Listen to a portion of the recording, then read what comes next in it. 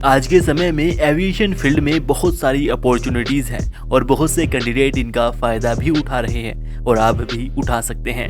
तो इसलिए आज की इस वीडियो में एविएशन फील्ड से जुड़ी 10 बेस्ट जॉब के बारे में आज हम बात करेंगे, जहां पर आपको एक अच्छा खासा वेतन मिलता है और उन जॉब्स के लिए क्या क्या योग्यता होनी चाहिए, उसकी भर्ती प्रक्रिया क्या होगी आदि सभी के बारे में हम विस्तार से जानेंगे।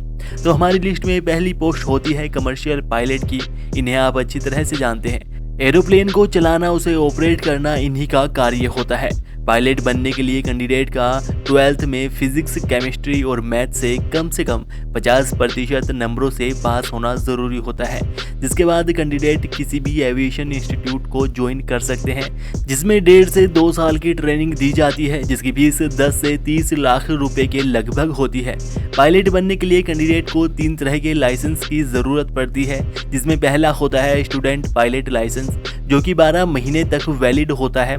उसके बाद प्राइवेट पायलट लाइसेंस होता है, जो कि तब दिया जाता है जब कैंडिडेट अपनी 60 घंटे की उड़ान पूरी कर लेता है।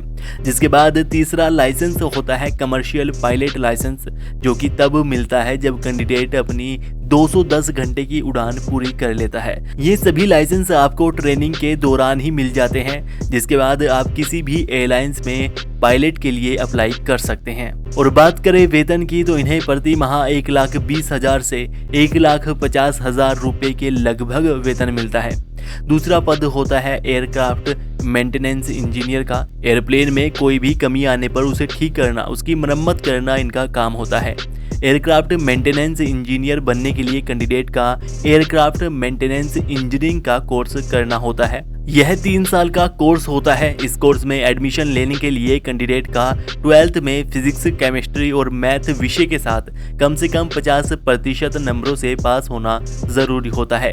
इस कोर्स की टोटल फीस 4 से 6 लाख रुपए के लगभग होती है, जो कि अलग अलग कॉलेजों के हिसाब से कम या ज़्यादा भी हो सकती है। एयरक्राफ्ट मेंटेनेंस इंजीनियर को प्रति माह 70,000 से 2 लाख रुपए के लगभग वेतन मिलता है, जो कि एक्सपीरियंस होने के साथ साथ बढ़ता जाता है। तीसरा पोस्ट होती है एयर ट्रैफिक कंट्रोलर की। ये कंट्रोलर टावर पर बैठकर रडार, रेडियो संचार आदि उपकरण के माध्यम से एरोप्लेन्स की लोकेशंस को ट्रैक करते हैं, पायलट को इंस्ट्रक्शन देते हैं, उनका मार्गदर्शन करते हैं। इस तरह के कार्य एयर ट्रैफिक कंट्रोलर को करने होते हैं।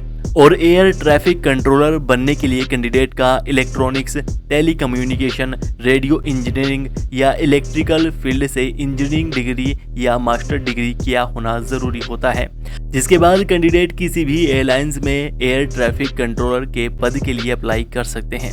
इन्हें प्रति माह 60,000 से 90,000 रुपए के लगभग वेतन मिलता है। अगली जॉब होती है एयर होस्टेस की। इनका काम होता है यात्रियों का स्वागत करना, उन्हें उनकी सीट बताना, यात्रियों को इंस्ट्रक्शन देना, खाने पीने का सामान सर्व करना, प्लेन में साफ सफाई देखना, यात्रियों को प्राथमिक चिकित्सा देना आदि इस तरह के कार्य इनके अंतर्गत आते हैं।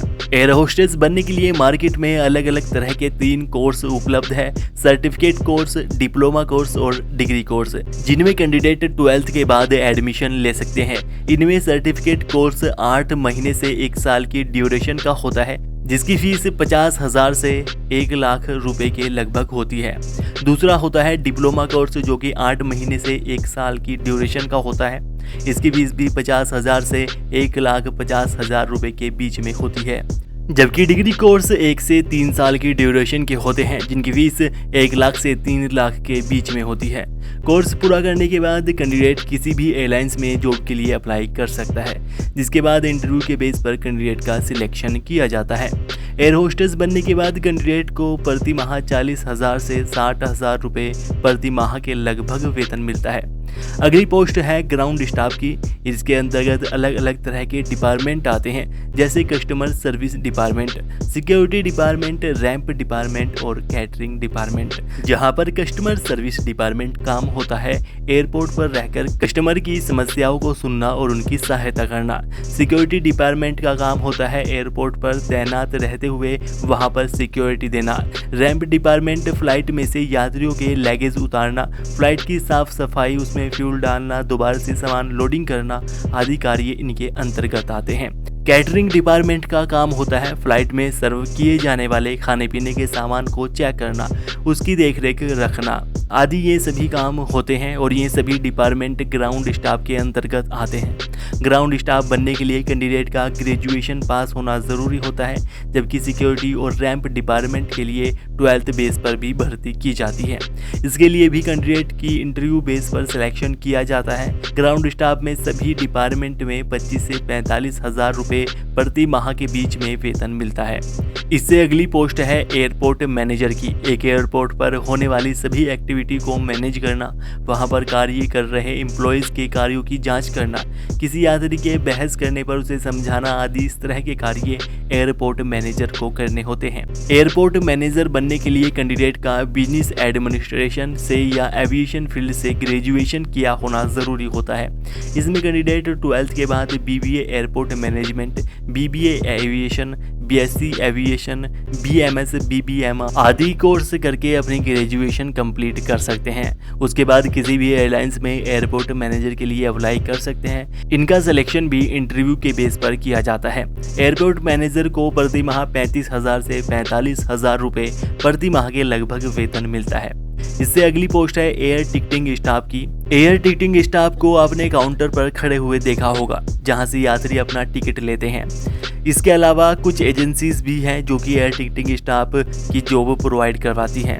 इनके अलग से अपने ऑफिस होते हैं जहां से ये यात्रियों को ऑनलाइन टिकट प्रोवाइड करवाती हैं। इन्हें back office air ticketing staff कहा जाता है।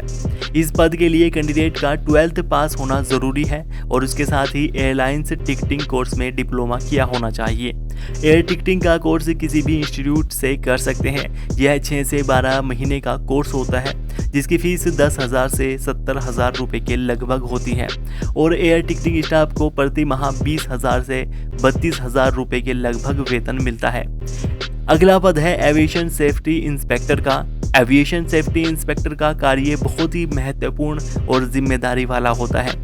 विमान के उड़ने से पहले उसके सभी इंस्ट्रूमेंट को चेक करना, कहीं कोई खराबी तो नहीं है, सभी उपकरण सही से काम कर रहे हैं आदि सभी कुछ चेक करने की जिम्मेदारी एविएशन सेफ्टी इंस्पेक्टर के होते हैं। एविएशन सेफ्टी इंस्पेक्टर बनने के लिए कैंडिडेट का एविएशन फील्ड से ग्रेजुएशन किया होना ज़रूरी होता है, जिसके लिए कैंडिडेट 12th के बाद BBA airport management, BBA aviation, BSc aviation, BMS और BBM आदि कोर्स कर सकते हैं। कोर्स कंप्लीट होने के बाद किसी भी एयरपोर्ट पर इस जॉब के लिए अप्लाई कर सकते हैं। सैलरी की बात करें तो इन्हें प्रति माह 30,000 से 40,000 रुपये प्रति माह के लगभग वेतन मिलता है। इससे अगला पद फ्लाइट इंस्ट्रक्टर का होता है। एरोप्लेन के इक्विपमेंट की मरम्मत से संबंधित सुझाव देना, उनकी जांच निरीक्षण से संबंधित रिकॉर्ड बनाए रखना, पायलट को लाइसेंस मुहैया करवाना आदि इस तरह के कार्य फ्लाइट इंस्ट्रक्टर के होते हैं। फ्लाइट इंस्ट्रक्टर बनने के लिए कैंडिडेट का एविएशन फील्ड से ग्रेजुएशन किया होना ज़रूरी होता है, जिसके बाद किसी भी एयरलाइंस में फ्लाइट इंस्ट्रक्टर के लिए कैंडिडेट अप्लाई कर सकते हैं। बात करें इनके वेतन की तो इन्हें प्रति माह 25,000 से 35,000 रुपये के लगभग वेतन मिलता है। और हमारी लिस्ट में आखिरी पद है कस्टमर सर्विस एजेंट का। कस्टमर सर्विस एजेंट का काम होता है एयरपोर्ट पर आने वाले कस्टमर की सहायता करना। ये वहीं पर काउंटर पर खड़े रहते हैं और किसी भी यात्री को किसी भी तरह की समस्या होने पर उनकी मदद करते हैं।